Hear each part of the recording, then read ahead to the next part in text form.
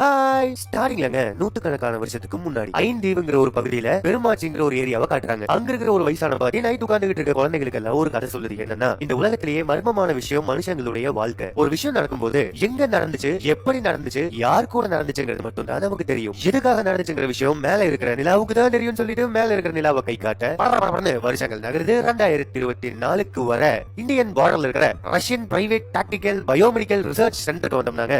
எக்கச்சக்கமான சயின்டிஸ்ட் நிறைய ஆராய்ச்சிகளை பண்ணிக்கிட்டு இருக்க அங்க ஒரு லெபார்டரியில நிறைய குழந்தைகளை உட்கார வச்சு ஒரு குழந்தையுடைய தலையிலும் பாத்தீங்கன்னா ஒரு மாதிரி ஸ்கேனிங் டிவைஸ் எல்லாம் வச்சு அவங்களுடைய பிரெயின் இன்டெலெக்சுவல் ஐக்யூ லெவல தான் டெஸ்ட் பண்ணிக்கிட்டு இருக்காங்க. அப்போ மூளை திறன் அதிகரிக்கிறதுல 75% அதிகமாயிருச்சு அப்படின்ட்டு அங்க இருக்கிற ஒரு மெடிக்கல் டிவைஸ் லோடிங் ஆகிட்டு இருக்கிற ஒரு விஷயத்தை சொல்லிக்கிட்டு இருக்குது. அங்க நிறைய குழந்தைகளை காட்டுறாங்க. கை குழந்தைகளும் அந்த ரிசர்ச் சென்டர்ல இருக்குது. குழந்தைகளுடைய நரம்புகளையும் பாத்தீங்கன்னா மறுசீரமைப்பு பண்றாங்க. சூப்பர் பவர்ஸ் குழந்தைகளுக்கு ஆர்டிபிஷியலா இன்ஜெக்ட் பண்ணிட்டு இருக்காங்க. இப்போ இந்த ரிசர்ச் எல்லாம் கரெக்டா கண்டினியூஸா போயிட்டு இருக்கு. ஜீட்டா அப்படிங்கிற ஒரு பையன் மிஸ்ஸிங் தொலைஞ்சு போயிட்டான் அப்படிங்கிற மாதிரி அலாரம் அடிக்க அங்க இருக்கிற கன் வச்சுட்டு ஹை லெவல் கமாண்டோஸா இருக்கிற எல்லாரும் பாத்தீங்கன்னா தேடுறாங்க. அப்படி தேடும்போது ரிசர்ச் சென்டரை சுத்தி வளைச்சு நிறைய கம்பி வேலிகள் எல்லாம் போட்டுருக்காங்க. அந்த கம்பி வேலியை உடைச்சு அறுத்து வீசி அந்த ஒரு பையன் எஸ்கேப் ஆயிருக்கான். சோ ஒரு பெரிய பெட்டாலியனே பாத்தீங்கன்னா அந்த ஒரு பையனை துரத்திட்டு போறாங்க. அவன் வேகமா போறான். ஒரு கட்டத்துல ட்ரெயின் ட்ராக்கை கிராஸ் பண்ணும்போது குறுக்க ஒரு ட்ரெயின் பாஞ்சிருச்சு. இப்போ பின்னாடி பாத்தீங்கன்னா நிறைய பேர் கன்ஸோட அவனை துரத்திட்டு வராங்க. சோ அந்த ட்ரெயின்ல கண்மைக்கும் நேரத்துல ஏறிட்டான். பின்னாடி துரத்திட்டு வந்த நூத்துக்கணக்கான பேருக்கு அவன் எங்க போனா அப்படிங்கிற ஒரு விஷயம் தெரியல. சோ எல்லாரும் பிரிஞ்சு தேடுறாங்க. அப்போ கட் பண்ண அந்த ட்ரெயினுக்குள்ள ஒரு கம்பார்ட்மெண்ட்ல உட்கார்ந்துட்டு இருக்கு. அங்க பாத்தீங்கன்னா நிறைய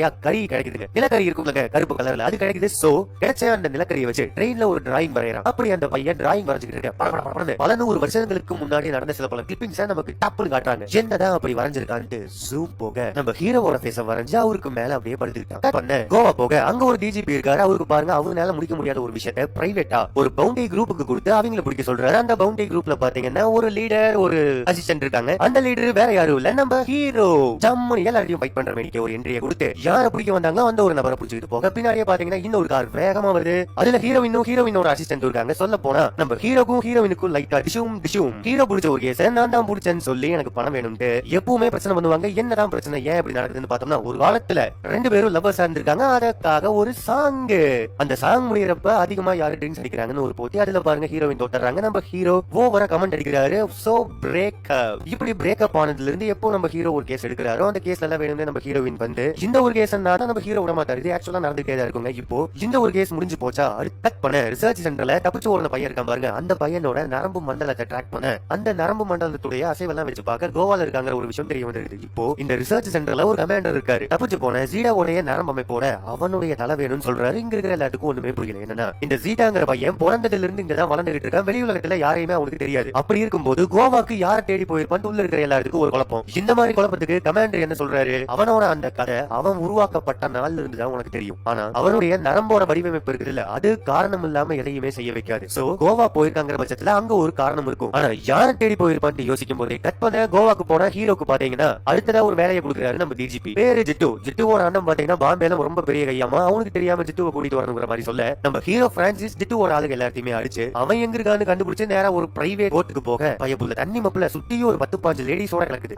என்னோட வெறுப்பு பொறாம ஆத்திரம் கோவம் எல்லாத்தையும் அவன் மேல தகுறான்டா அப்படின்னு அவனை நம்ம பிரான்சிஸோட அசிஸ்டன்ட் தூக்க போக அவன் பாருங்க ஒரு பயங்கரமான கன் எடுத்து நீட்டுறான். அந்த ஒரு கன் பிரான்சிஸோட அசிஸ்டன்ட்டுக்கு பிடிச்ச ஒரு கன். அந்த கன்னை ட்ரிகர் எடுத்து அந்த ஒரு நபர் இறந்து போயிடுறாரு. சோ தெரிஞ்சா தப்பா போயிரும் நேக்கா நடுவுலாந்து பார்க்க அங்க இருந்து தப்பிச்சு வந்திருக்கான் பாருங்க சின்ன பையன். அவன் நம்ம பிரான்சிஸ் முன்னாடி வந்து நிக்கிறான். பையன் பாத்துருக்கிறதுக்கு வாய்ப்பு இல்ல. கேஷுவலா போனா கமுக்கமா தப்பிச்சிடலாம் நைஸா நழுவிடுறாங்க. ஆனா காலையிலேயே பாருங்க அந்த ஒரு பையன் நம்ம ஹீரோவை தேடி வந்திருக்கான். அப்போ நியூஸ் சேனல்ல இறந்து போனவருடைய டெட் பாடியை காமிக்க அந்த பையனால பேச முடியல. ஆனா நியூஸ் ஓடிக்கிட்டு இருக்கிற டிவியை டப்பு டப்புன்னு தட்டி நேரா நம்ம பிரான்சிஸையும் பக்கத்துல இருக்கிற பிரான்சிஸ் உடைய அசிஸ்டன்ட்டையும் இவர் அப்படின்னு சொல்லாம கை காமிச்சு அப்படின்ட்டு சைகையிலேயே சொல்லிட்டான் இவங்க தான் சேட்டை பண்ணிருக்காங்க. ஹீரோயின் உடனே வந்து ஹீரோவை புடிச்சா அப்படியே அட்டாக் பண்ண பாக்குறாங்க. நைஸா அந்த பையனை தூக்கிட்டு நம்ம ஹீரோ பிரான்சிஸும் அசிஸ்டன்ட்டும் அந்த பையனும் ஒரு கார்ல ஏறி எஸ்கேப் ஆயிட்டாங்க. கார்ல போய்கிட்டு இருக்கும்போது நம்ம பிரான்சிஸா அந்த பையன் ஒரு மாதிரி முறைச்சு பார்த்துட்டு வரான். தம்பி இப்படி எல்லாம் பார்க்க கூடாது. அந்த பக்கம் பாருந்து கழுத்து திருப்புறாரு. மூக்குல வாயில ரத்தமா வருது. நேரா ஹாஸ்பிட்டல்ல கூட்டிட்டு போய் ஸ்கேனிங் பார்க்க இதுக்கு முன்னாடியே தலையில ஒரு ஆபரேஷன் பண்ணிருக்காங்களான்னு நம்ம ஹீரோ பிரான்சிஸ கேக்குறாங்க. ஆனா அவருக்கு ஒண்ணுமே தெரியல பாருங்க.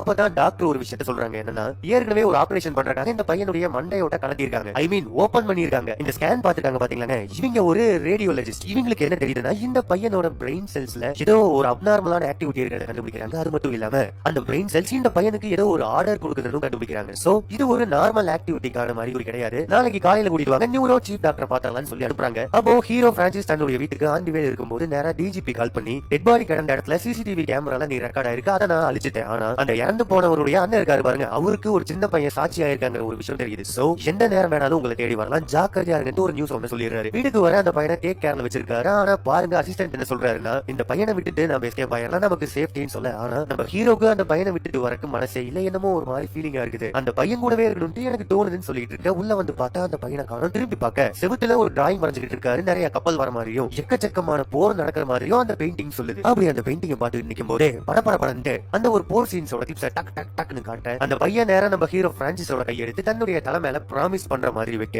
எக்ஸாக்டா அதே மாதிரியான ஒரு கிளிப் ஒரு செகண்டுக்கு போட்டு காமிக்கிறாங்க. கங்குவா அதே மாதிரி பல நூறு வருஷத்துக்கு முன்னாடி அந்த பையனோட தலையில ப்ராமிஸ் பண்ற மாதிரி வச்சிருக்காரு. சோ இதை சொல்லி காட்டுற வகையில அந்த பையன் நிறைய பண்ணிக்கிட்டு இருக்கான். ஆனா நம்ம பிரான்சிஸ்க்கு எதுவுமே புரியல. சாப்பிடறதுக்கு ஏதாச்சும் வேணுமான்னு வேணும்னு கேட்கறான். நம்ம ஹீரோ பிரான்சிஸ் சாப்பிடறதுக்கு வந்து கொடுக்குறாரு. அப்ப பாருங்க அதுல இன்னொரு பீஸ் எடுத்து நம்ம ஹீரோ பிரான்சிஸ் கைக்கு கொடுத்து நீயும் இதை சாப்பிடுன்னு கொடுக்குறாரு. ஆனா இதை பாக்குறதுக்கு நம்ம ஹீரோ பிரான்சிஸ்க்கு ஒரு மாதிரி வியடா இருக்கு. ஏன்னா இது மாதிரி யாருமே தனக்கு பண்ணதும் கிடையாது, எதுக்காக இப்படி பண்றாரு அப்படிங்கிற மாதிரி யோசிச்சுட்டு இருக்க. ஸ்பாட்டுக்கு ஹீரோயின் வராங்க. அப்பதான் ஒரு விஷயம் தெரியுது. கடைசியா ஹீரோக்கு கொடுத்திருக்கிற ஒரு கிஃப்ட்ல டிராக்கர் வச்சிருக்காங்க. சோ ஹீரோ எங்கெல்லாம் போறாங்களோ ட்ராக் பண்ணி வர இறந்து போனவனோட அண்ணன் தேடிக்கிட்டு இருக்கான் பாத்தீங்களா, அவனை கூட்டிட்டு வந்துடுறாங்க. இப்போ ஃபைட் நடக்கும் எதிர்பார்த்தீங்களா, அது நடக்காது. ஆனா அதுக்கும் மேல பயங்கரமா ஒண்ணு நடக்குது. ஏன்னா மேல இருந்து நிறைய ஹெலிகாப்டர் இறங்கி உள்ள இருக்கிற அந்த பையனோட நர்வஸ் ஸ்கேனிங் பண்ண அந்த பையன் பாத்தீங்கன்னா அவங்களோட கண்ட்ரோல்ல வர மாதிரி இருக்குது. சோ நிறைய பிளாக் கேட்ச் மாதிரியான ஆட்கள் இறங்கி இருக்கிற எல்லாத்தையும் ஷூட் பண்ண நம்ம ஹீரோ ஹீரோயின் எல்லாம் எஸ்கேப் ஆக பாக்குறாங்க. அப்போ அந்த பையன் தன்னுடைய பார்வையை வச்சு என்னமோ அந்த பையனை ட்ரை பண்றான். ஆனா பாருங்க அந்த பையனை லாக் பண்ணி ஒரு கார்ல தூக்கிட்டு போறாங்க. இப்போ ஹீரோ நேரா அந்த பையனை ஃபாலோ பண்ணி ஓடுறாரு. அப்படி அந்த பையனை நோக்கி ஓடிக்கிட்டு இருக்கும் போது 1970க்கு போறாங்க.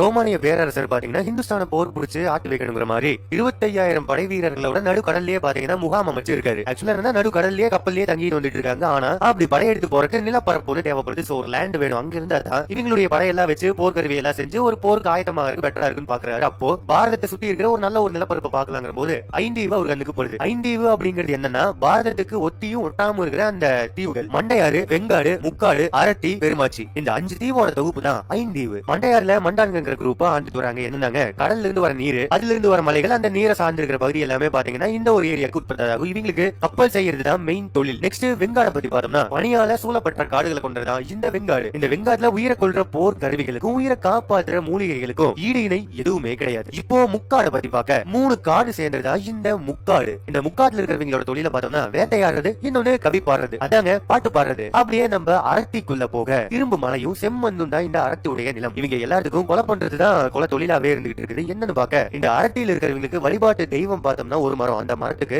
ரத்தத்தால குளிப்பாத்தி அந்த ஒரு ரத்தத்தை எடுத்து இவங்களும் குளிச்சு எக்கச்சக்கமான கொலை பண்ணி இறக்கம்னா என்னங்கிறது பொருளே தெரியாத அரக்க கூட்டம் தான் இந்த ஒரு அரட்டி. இப்போ கடைசியா பெருமாச்சி மலையில பசுமை விளைஞ்சுகிட்டு இருக்கிற ஒரு ஏரியா. எல்லாத்துக்கும் போர் தான் தொழில். உத்வேகம்ங்கிற தீ தான் இவங்களுடைய கடவுள். ரொம்ப செழிப்பா வாழ்ற மக்கள் இருக்கிற ஒரு ஏரியா. இப்போ இந்த மாதிரி 5 தீவு இருக்குது பாத்தீங்களா, இது எல்லாத்தையும் சேர்த்தோம்னா தான் ஐந்தீவு. ரோமானிய அரசர் என்ன சொல்றாரு, இந்த 5ல இருந்து ஒரு தீவை சூஸ் பண்ணி அந்த தீவுல இருக்கிற மக்கள் எல்லாத்தையும் கொன்னுட்டு அந்த இடத்துல நம்ம ஒரு பேஸ போறணும். அங்கிருந்து நம்ம படைகள் எல்லாத்தையுமே வச்சு பேக்கப் எல்லாமே ரெடி பண்ணி அங்கிருந்து பாரதத்தை அட்டாக் பண்ணணுங்கிற மாதிரி ஒரு பிளான போட்டு தளபதியுடைய தலைமையில ஒரு குரூப் பண்ண அனுப்பிச்சிருக்காரு. இப்போ அந்த தளபதி லோக்கல்ல இருக்கிற ஒரு கையை பிடிச்சு அவருக்கு 2 பொற்காட்சிகளை வீசி அந்த ஐந்தீவுக்கு கூட்டிட்டு போக சொல்ல நேரா கடல்ல நடு கடல்ல வந்து நிக்கிறாங்க. 5 பக்கமும் 5 தீவு இருக்கு. ஒன்ன சூஸ் பண்ண சொல்ல தளபதி நேரா பெருமாச்சியை சூஸ் பண்றாரு. இப்போ இந்த பெருமாச்சியோட ஸ்ட்ராட்டஜிக்கலா பண்றதுக்கு கொடுவன் ஒருத்தர் இன்ட்ரோ பண்ணி வைக்கிறாரு. இந்த ஒரு ஸ்பை அதாங்க 2 கோல்டு காயினை வாங்கிட்டு நேரா இந்த ஐந்தீவுக்கு கூட்டிட்டு வந்திருப்பாரு. அந்த ஒரு நபர் கொடுவன்கிற ஒருத்தர் இந்த ரோமானிய படையுடைய தளபதிக்கு இன்ட்ரோ பண்ணி வைக்கிறாரு. என்னன்னா இந்த கொடுவன் ஃபர்ஸ்ட் நிலப்பரப்பு இருக்குது பாத்தீங்களா மண்டையாறு, அந்த ஒரு நிலப்பரப்பை சேர்ந்தவர். இந்த கொடுவன் கிட்ட பெருமாச்சியை அழிக்கணுங்கிற மாதிரி ஒரு பிளான சொல்ல கொடுவன் ஸ்ட்ரிக்ட்டா ஒரு விஷயத்தை சொல்லிடுறாரு. பெருமாச்சிக்காரங்களுக்கு பயம்னா என்னன்னே தெரியாது. அப்படி நீங்க ஸ்ட்ரைட்டா பெருமாச்சியை போர் தொடுத்தா டோட்டல் ரோமானிய படையும் அழிச்சிருவாங்க. ஏன்னா போர் தான் அவங்களுடைய தொழிலே. சோ ரைட்டா அட்டாக் பண்ண முடியாது, ஸ்ட்ராட்டஜிக்கலா ஏதாச்சும் ஒன்று பண்ணலாம்னு சொல்லி என்ன பண்றாரு கொடுவன் தன்னுடைய ஒய்ஃபையும் குழந்தையும் கூட்டிட்டு இவங்க நீர் சார்ந்த ஏரியால இருக்காங்க பாத்தீங்களா. சோ ரகரகமான மீன் எல்லாம் தூக்கிட்டு நேரா பெருமாச்சிக்குள்ள போய் பெருமாச்சியுடைய அரசரை பாக்குறாரு.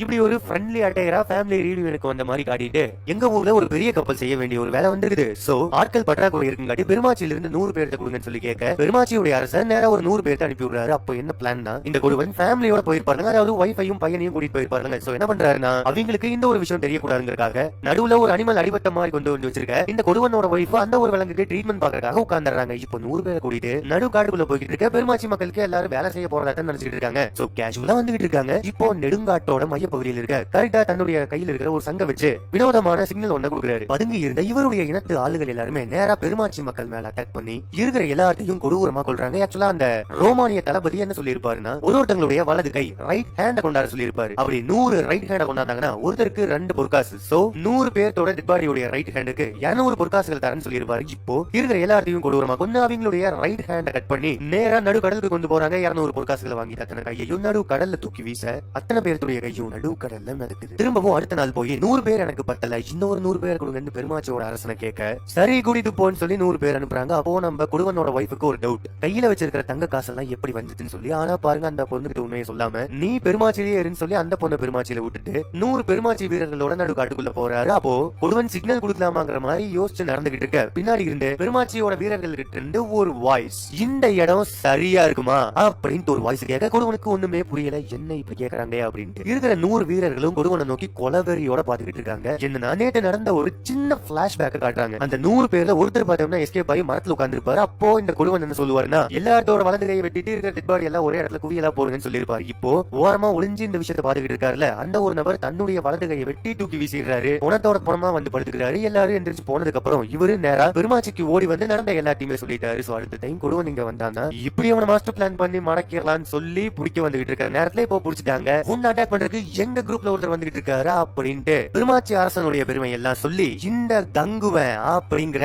நம்ம ஹீரோவுடைய பெருமை எல்லாமே சொல்ல, பங்கமான ஒரு என்ட்ரியை கொடுத்து நலமா அப்படின்ட்டு கேட்டு குடுவனோட கையில இருக்கிற சங்கெடுத்து நேரா ஊட பதுங்கி இருந்த வீரர்கள் வராங்க. பங்கமான ஃபைட்டு அத்தனை பேர்த்தையும் க்ளோஸ் பண்ணிட்டு இப்போ நம்ம குடுவனுடைய கையை அறுத்து குடுவனை உயிரோட பெருமாச்சிக்கு தூக்கிட்டு போறாங்க. அப்போ ஒரு மரத்துல கட்டி வச்சு பனிஷ்மெண்ட் பண்றதுக்காக இருந்துகிட்டு இருக்க குடுவன் ஒரே ஒரு விஷயத்த சொல்றாரு, என்னோட ஃபேமிலி நல்லா இருக்கணுங்கிறதுக்காக ஆசைப்பட்டு நான் இந்த தங்க காசுக்கு ஆசைப்பட்டு தப்பு பண்ணிட்டேன், என்ன மன்னிச்சிருங்கிற மாதிரி கேட்க, நம்ம மண்ணுல எல்லா தப்புக்கும் மன்னிப்பு இருக்குது, ஒரு சின்ன சின்ன தண்டனை இருக்குது, பனிஷ் பண்ணி மன்னிச்சு விடுவோம், ஆனா துரோகத்துக்கு மட்டும் மன்னிப்பே கிடையாதுன்னு கொலை பண்ணலாங்கிற மாதிரி வெயிட் பண்ணிக்கிட்டு இருக்க இந்த ஒரு கொடுவன் மண்டையாட்டோட சேர்ந்தவர் பாருங்க. சோ பெருமாச்சியில கட்டி போட்டுருக்கிற இந்த ஒரு கொடுவனை பாக்குறதுக்காக மண்டையாட்டோட தலைவன் வராரு. வந்தவரு உங்களுக்கு மட்டும் துரோகம் பண்ணல, எங்களுக்கும் சேர்த்து இவன் துரோகம் பண்ணிட்டான், சோ இவனை கொலை பண்ணியே ஆகணுங்கிற மாதிரி சொல்லிக்கிட்டு இருக்க இந்த கொடுவனை தூண்டி விட்டாரு பாத்தீங்களா ஒரு ஸ்பை. அவர் எல்லாத்துக்கும் முன்னாடி அந்த இடத்துக்கு வந்து ஏதோ யோக்கியர் மாதிரி டைலாக் எல்லாம் விட்டு இந்த மாதிரி தப்பு பண்ணவன பனிஷ் பண்ணணும்னு சொல்லிக்கிட்டு உயிரோட நெருப்பு வச்சு கொளுத்திடுறாங்க. இந்த கொடுவனுக்கு ஒரு ஃபேமிலி ஹிஸ்டரி ஒண்ணு இருக்குங்க. ஒத்த கையால இந்த ஒரு தீவை காட்டிருக்காரு. இவங்க அப்பா அவர் பேரு கையாயன். சோ அவர் பேரெல்லாம் சொல்லி இவங்க தாத்தாவுடைய பெருமை எல்லாம் சொல்லி எப்படி எல்லாம் இந்த ஐந்தீவுக்காக காப்பாற்றி இருக்காங்கிற விஷயத்த சொல்லி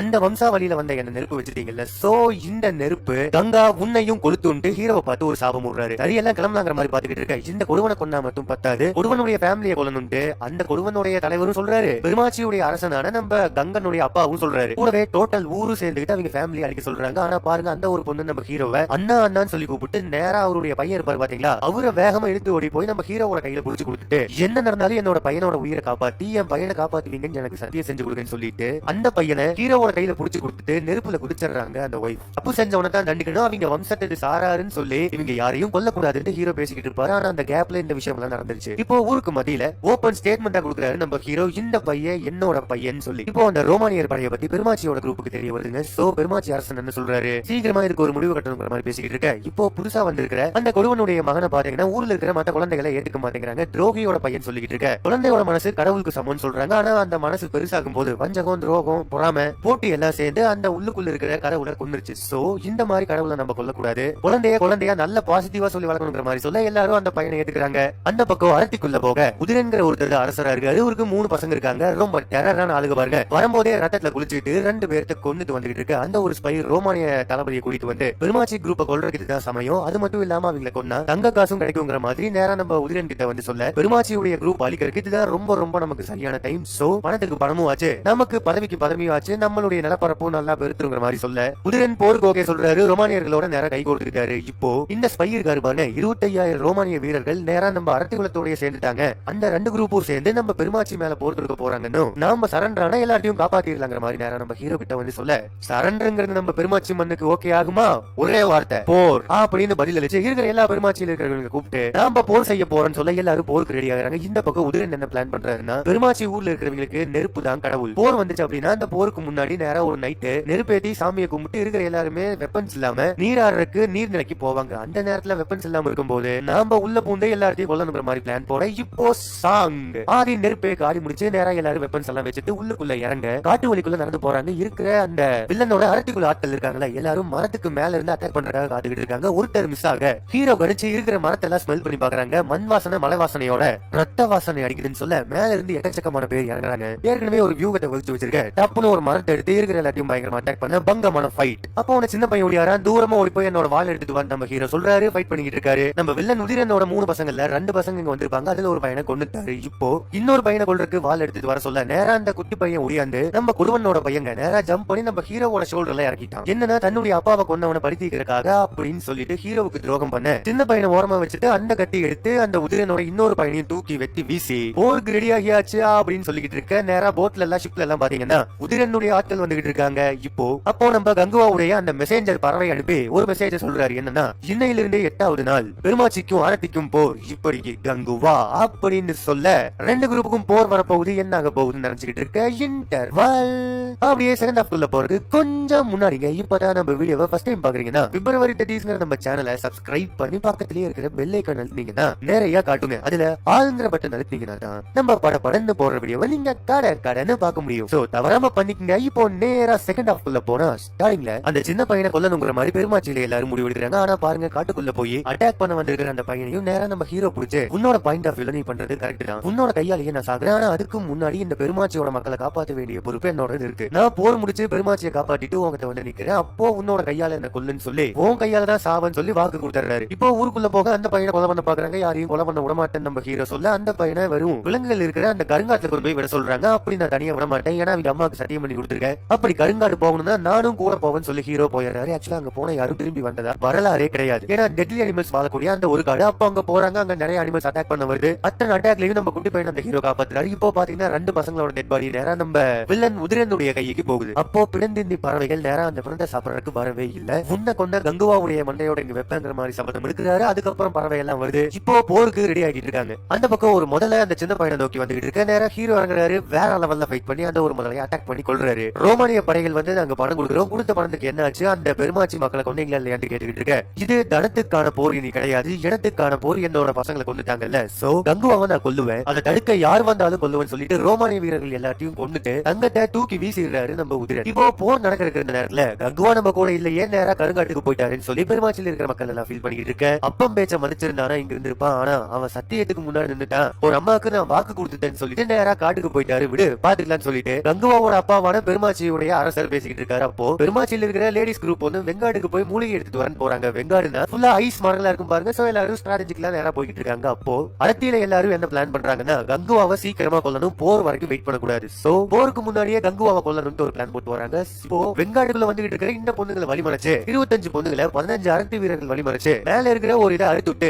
10 சொட்டு போறதுக்குள்ள கங்குவா இங்க வரலன்னா உங்க எல்லாரையும் ஒரு சொட்டுக்கு கொல்லுவன்னு சொல்றாரு. வேற வழி இல்லாம கங்குவாக்கு கையில இருக்கிற ஒரு சங்கு மூலியமா ஒரு கோடுவடு மாதிரி ஒரு சில பல மியூசிக் அமைச்சு ஒரு சங்க ஊத தூரத்துல கருங்காட்டுல இருக்கிற கங்குவா அதை கேட்கிறாரு. திருப்பி அவரு வேற ஒரு சிக்னல் அனுப்புறாரு. கங்குவா என்ன சொன்னாரு அரத்தி வீரர்களுக்கு புரியல, ஆனா பொண்ணுங்களுக்கு புரிஞ்சு போச்சு. என்ன சொல்லியிருக்காருன்னா 25 பெருமாச்சி பொண்ணுங்கனால 15 வீரர்களை அடிக்க முடியாத அப்பான்னு கேட்க வெறிகுண்டு அடிச்சு எல்லாத்தையும் முடிச்சுட்டாங்க. இதுல பாருங்க இன்னொரு நம்ம வில்லன் உதிரனுடைய பையன் அவுட். பெருமாச்சியுடைய லேடிஸை வழிமறிச்சு கூட்டுறதுக்காக ஒரு பஞ்சாயத்து போடுறாங்க. 5 தீவுக்காரங்களும் அங்க வந்துகிட்டு இருக்க. ஸ்பாட்டுக்கு வில்லன் வர்றாரு. அப்பா அவருடைய பையன் இறந்து போன விஷயம் தெரிஞ்சிச்சு. உயிர் இல்ல அப்படிங்கும் போதே இந்த போர் ஆரம்பிச்சிருச்சுன்னு அர்த்தம். சோ இது பஞ்சாயத்து களம் இல்ல போர் களம்னு சொல்லி அங்க வந்திருக்கிற எல்லாத்தையும் கொல்றாரு. நம்ம ஹீரோவுடைய அப்பாவான பெருமாச்சியுடைய அரசரையும் நேரா பாத்தீங்கன்னா அம்பு விட்டு அடிக்கிறாங்க. இப்போ ஒரு பெரிய ஸ்டெப்ஸ் மாதிரி இருக்குங்க, அதுல ஓடிட்டே இருக்காரு. பின்னாடியே வந்து அடிக்கிறாங்க. வில்லன் நேரா வந்து வசனம் பேசுறாரு. என்னன்னா போர் ஆரம்பிச்சிருச்சுன்னு தெரியும், யார் ஆரம்பிச்சாங்க, யாரெல்லாம் பெருமாச்சிக்கு எகென்ஸ்டா இருக்காங்கன்ட்டு பெருமாச்சியுடைய வருங்கால அரசனுக்கு தெரியணும் இல்லன்னு சொல்லிட்டு நேரா தன்னுடைய முதுகில் இருக்கிற அம்பெல்லாம் எடுத்து தூரத்துல வந்துகிட்டு இருக்கிற நம்ம ஹீரோவுடைய அந்த ஸ்பை பறவையான அது கிட்ட கொடுக்க, அது நேரா ஹீரோ கிட்ட கொண்டு போய் கொடுக்குதுங்க. அப்போ ஒரு வில்லையும் வச்சு யாரெல்லாம் பெருமாச்சிக்கு எகென்ஸ்டா இருக்காங்க, எந்தெந்த குரூப் எல்லாம் எகென்ஸ்டா இருக்காங்கன்ட்டு நம்ம ஹீரோ கெஸ் பண்ணிடுறாரு. இது யாரோட உடம்புல இருந்து வந்திருக்குங்கிற மாதிரி நம்ம பெருமாச்சியுடைய அரசனுக்கான அந்த ஒரு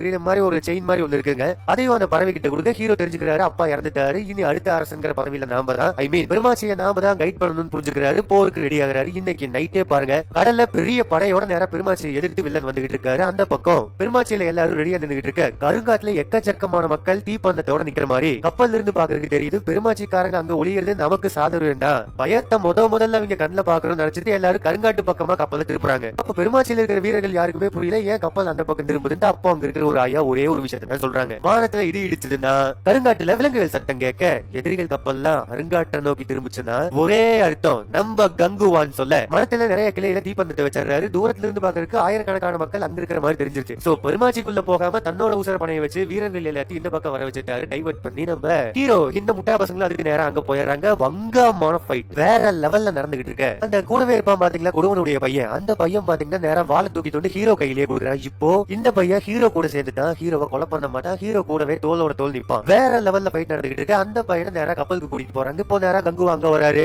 2 டைமையும் சைமல்டேனியஸா காமிச்சுக்கிட்டு இருக்காங்க. கங்குவா காலத்தையும் காமிக்கிறாங்க, இங்க நம்ம பிரான்சிஸ் காலத்தையும் காமிக்கிறாங்க. அப்போ இங்க இந்த சின்ன பையனை தூக்கிட்டு போனாங்க பாத்தீங்களா, ஒரு ட்ரக்ல வச்சு கூட்டிட்டு போயிருக்காங்க. சோ நேரா ஹீரோயினோட கேங்கோட பிரான்சிஸ் உள்ள இறங்குறாரு. மேல அந்த பக்கம் ஒரு பிளைட் போகுது. சோ அந்த பிளைட்டுக்குள்ள பயணம் வச்சிருப்பாங்கன்னு சொல்லிட்டு நேரா அதை நோக்கி இருக்கிற எல்லாத்தையும் டைவர்ட் பண்ணிட்டு பிளைட்டை நோக்கி நம்ம ஹீரோ போய்கிட்டு இருக்கு. அந்த பிளைட்டுக்குள்ள இருக்கிற அந்த பையன் பாத்தீங்கன்னா தன்னுடைய ஒரு சூப்பர் பவர் மாதிரி என்னமோ ஒண்ணு வச்சு இருக்கிற எலக்ட்ரிசிட்டி அதெல்லாம் சம்திங் கண்ட்ரோல் பண்ண பார்க்க அந்த பையனை ஆஃப் பண்ணி உட்கார வச்சிடறாங்க வில்லனுடைய கேங். இங்க கங்குவாவுடைய காலகட்டத்துக்கு வந்தோம்னா கப்பல்ல ஒரு ஓரமா பாத்தீங்கன்னா சைடுல ஒரு கயிறை போட்டு நடு கடல்ல பாத்தீங்கன்னா சுறாவெல்லாம் இருக்கிற ஏரியால நேரா அந்த சின்ன பையனை கட்டி தொங்க விட்டுருக்காங்க. இப்போ கங்குவா ஒரு கையில அந்த கைட்டு புடிச்சிட்டு இன்னொரு கையில வில்லன்ஸோட ஃபைட் பண்ணிட்டு இருக்காரு. அதே நேரத்துல அந்த பக்கம் போக பிளைட்டை டேக் ஆஃப் பண்ண பாக்குறாங்க. ஒரு பைக்கை வச்சு நேரா பிளைட்டுக்குள்ள ஏறி பிரான்சிஸ் ஃபைட் பண்ணிட்டு இருக்காரு. இந்த பக்கம் கங்குவா அடிக்கிறாரு, அந்த பக்கம் பிரான்சிஸ் அடிக்கிறாரு. மாத்தி மாத்தி ஃபைட் நடந்துகிட்டு இருக்கு. அந்த பக்கம் ஒரு கையில பாத்தீங்கன்னா கங்குவானால புடிச்சுக்கிட்டே இருக்க முடியல, சுறா வந்துகிட்டு இருக்குது. வில்லன் நம்ம கங்குவாவை பயங்கரமா அடிக்க ஆரம்பிச்சாரு. அதை பாத்துக்கிட்டு இருக்க அந்த பையன் என்ன பண்றானா, என்னோட உசுறு எனக்கு முக்கியம் இல்ல, நான் ஒருத்தன் இறந்தா ஒருத்தனோட போயிருவானா, கங்குவா நீங்க இறந்தீங்கன்னா பெருமாச்சியே முடிஞ்சு போயிருன்னு சொல்லி தன்னுடைய கையில இருக்கிற ஒரு ஆயுதத்தை எடுத்து அந்த கயிறு அறுத்து கடலுக்குள்ள உளுந்து சுறாக்களுக்கு இரையாகி அந்த பையன் இறந்தே போயிடுறாரு. இப்போ இதை பாத்துக்கிட்டு இருக்க கங்குவா வில்லனை அடிச்சு பயங்கரமா குத்தி கொலை பண்ணிடுறாரு. இந்த பக்கம் 2024 பிரான்சிஸ்குள்ள வர நேரா பாத்தீங்கன்னா பிரான்சிஸ்க்கு டோட்டல் ஹிஸ்டரியும் ஞாபகம் வந்துருச்சு. இப்போ ஐ மீன் கடந்த காலத்துல கங்குவாவா இருந்துட்டு இருக்கிற நம்ம பிரான்சிஸ்க்கு இந்த சின்ன பையன் எப்படி கடமைப்பட்டிருக்கான்னு என்னதாங்க, இந்த ஜென்மத்துல உன்னைய காப்பாத்துவன்னு சொல்லி உங்க அம்மாவுக்கு சத்தியம் பண்ணி கொடுத்திருக்க. ஆனா அந்த சத்தியத்தை என்னால காப்பாற்ற முடியல. சோ ஜென்ம ஜென்மமா உன்னைய காப்பாத்துற அந்த கடமைக்கு நான் ஆளாயிருக்கிறேன். எத்தனை ஜென்மம் எடுத்தாலும் உனக்கு நான் கடமைப்பட்டவனா இருப்பேன்னு சொல்லி வில்லனை கொண்டு முடிக்க இங்க பிரான்சிஸ்க்கு ஞாபகம் இருக்கிற எல்லாத்தோட ஃபிளைட்ல ஃபைட் பண்ணிட்டு இருக்காரு. எல்லாரையும் முடிச்சிடறாரு. கட் பண்ண அடுத்த ஏரியாவுக்கு போனோம்னாங்க நம்ம அரசன் இருக்காருங்க, அதாங்க வில்லன் உதிரன். அவரோட டெட் பாடியை வச்சுட்டு அடுத்த அரசன் யாரு என்ன பண்ண போறாங்கன்னு மக்கள் எல்லாரும் அழுதுகிட்டு இருக்க ஒருத்தர் ஒரு சஜஷன் கொடுக்குறாரு. என்னன்னா இந்த உதிரனுக்கு 4வதா ஒரு பையன் இருக்காரு ரத்தாங்கசன். அந்த ரத்தாங்கசன் வரக்கூடாதுன்னு இருக்கிற எல்லாரும் சொல்லிட்டு இருக்காங்க. ஏன்னா உதிரனுக்கும் வேசிக்கும் பிறந்த பையன் தான் அந்த ரத்தாங்கசன். சோ அவர் இங்க வரக்கூடாதுன்னு சொல்லிட்டு இருக்க ரத்தாங்கசன் இங்க வரதும் இந்த அரத்திக்கு சாவு வரதும் ஒண்ணுதான். சோ ரத்தாங்கசன் வரக்கூடாது, உதிரனுக்கு நீயே நெருப்பு வச்சிருன்னு சொல்லிட்டு ஒருத்தருக்கு கொடுக்குறாங்க. அப்படியே அவரு நெருப்பு வைக்க வரும்போது தூரத்துல இருந்து மண்டையோட்டோட பயங்கரமான ஒரு வெப்பன் வந்து அந்த நெருப்பு வைக்க வராருலங்க, ஐ மீன் கொல்லி வைக்க வராருலங்க, அவருடைய கையை அறுத்துருது. அப்போ பங்கமான என்ட்ரி மாஸ் கேமியோ ரத்தாங்கசன் வராரு. வந்தவரு கேட்டா இறங்கி அங்க இருக்கிற 2 பேர் அப்படியே லைட்டா சைட் அடிச்சு போயிடுச்சு. என்னோட அப்பா உங்ககிட்ட நான் முன்னாடியே கேட்டேன் எனக்கு இந்த இடத்துக்கு இளவரசன் ஆக்குங்கன்னு, ஆனா நீங்க எனக்கு ஆக்க மாட்டேன்னு சொல்லிட்டீங்க. இப்பதான் எனக்கு புரியுது, எனக்கு இளவரசன் பதவி வேணாம் அரசன் பதவியே கொடுக்குறேன்னு சொல்லி அன்னைக்கு எனக்கு வேணாம்னு சொல்லியிருக்கீங்க. இந்த இடத்துக்கு நான் தான் அரசன் சொல்லி அரியாசனத்துக்கு ஏறி போய் அப்படியே நின்னு உங்களுடைய ரத்தம் வச்சு மட்டும் நான் அரசன் ஆக முடியாது, இங்க உங்களை கொண்டிருக்கான் ஒருத்தன், அவனை வெட்டி அவன் மண்டையோட்டு எடுத்து அந்த ரத்தத்தை பூசிதான் இந்த அரியாசனத்துல உட்கார் வந்து சபதம் எடுக்க கங்குவாவை கொண்டுட்டு அரியாசனம் ஏறு வந்து சபதம் எடுக்கிறாரு. அங்க 2024 கட் பண்ண ரிசர்ச் சென்டர்ல ஒரு கமாண்டர் இருப்பாருங்க, லைட் ஏறின அந்த பையனை யாரோ ஒருத்தன் தடுத்தான் தகவல் வருது. சோ ஸ்கிரீன் பண்ண சொல்றாங்க. ஸ்கிரீன்ல வீடியோ கால்ல யாரு நம்ம அந்த சின்ன பையனை தடுத்து வச்சிருக்காங்கிற மாதிரி பார்க்க ஹீரோ ஃபேஸ். இப்போ சிகரெட் குடிச்ச மேனிக்கே ஸ்டைலா இருக்கிற அந்த கமாண்டர் காமிக்க எக்ஸாக்டா பிரான்சிஸா எப்படி நம்ம கங்குவா வந்தாரோ அதே மாதிரி கமாண்டரா நம்ம ரத்தங்கரசன் வந்திருக்காரு. இப்போ சின்னதா சில பல கிளிப்பிங்ஸ் காட்டுறாங்க. நம்ம பிரான்சிஸ் என்ன சொல்றாருங்க, ஒரு சின்ன பையனை நோக்கி ஆர்மட் ஃபோர்ஸ் வந்திருக்காங்கன்னா அது சாதாரண விஷயமா இருக்காது, என்னவா இருக்கும்னு கணிச்சுக்கிட்டு இருக்க அந்த பக்கத்துல இருக்க அந்த சின்ன பையன் தன்னுடைய கையை வச்சு அசைக்கிறாரு. ரோட்ல நின்றுகிட்டு இருக்கிற கார் எல்லாம் பயங்கரமா பறக்குது. சோ சூப்பர் பவர்ஸ் அவருக்குள்ள இருக்குது. பிரான்சிஸ் ஒரே ஒரு விஷயத்தை தான் சொல்றாரு, நாம கிரேட்டஸ்ட் ஃபியூச்சரை நோக்கி நகர்ந்துகிட்டு இருக்கோங்கிற மாதிரி சொல்ல கங்குவா காலகட்டத்தில் இருக்கிற ரத்தங்கரசன் என்னங்கிறாருன்னா, கங்குவாவை கொண்டு அரியாசனம் மேரி வேசி மகன்ற என்னுடைய கரையை தொடைப்பேன், ஒரே டார்கெட் கங்குவான் வெயிட் பண்ணிக்கிட்டு இருக்காரு. இப்போ 2024 இருக்கிற இந்த கமாண்டர் அந்த சின்ன பையனை வச்சு நேரா பிரான்சிஸ பார்க்க கங்குவா உனக்காகத்தான் வெயிட்டிங்கிறாரு. சோ 2 பேருக்கும் என்ன ஆகும் என்ன முடியும் அப்படின்னு நினைக்கும் போது செகண்ட் பார்ட்டுக்கு லீட் விட்டு இந்த படத்தை முடிச்சுட்டாங்க. இப்படி செம ஆக்ஷனா அதிரடியா போன இந்த படம் உங்க எல்லாருக்கும் ரொம்ப பிடிச்சிருக்கும் நம்புறேங்க. இந்த படம் உங்களுக்கு எந்த அளவுக்கு பிடிச்சிருந்தோம், இல்ல இந்த படத்து மேல வேற ஏதாச்சும் விமர்சனம் இருந்தாலோ நம்ம கதைவிலக்கு விமர்சனம் வாய்ஸ் எல்லாம் எப்படி இருக்குன்னு சேர்த்து கமெண்ட்ல சொல்லுங்க, நானும் தெரிஞ்சுக்கிறேங்க. அது மட்டும் இல்லாம நீங்க சூப்பரான ஆக்ஷன் படத்தை 3Dல நிறைய சீன்ஸ் கண்ணுக்கு முன்னாடி வர மாதிரி பாக்கணுமா, லிங்க் டிஸ்கிரிப்ஷன்ல வச்சிருக்கேங்க. உங்களுக்கு பிடிச்ச தியேட்டர்ல விருப்பப்பட்ட சீட்ல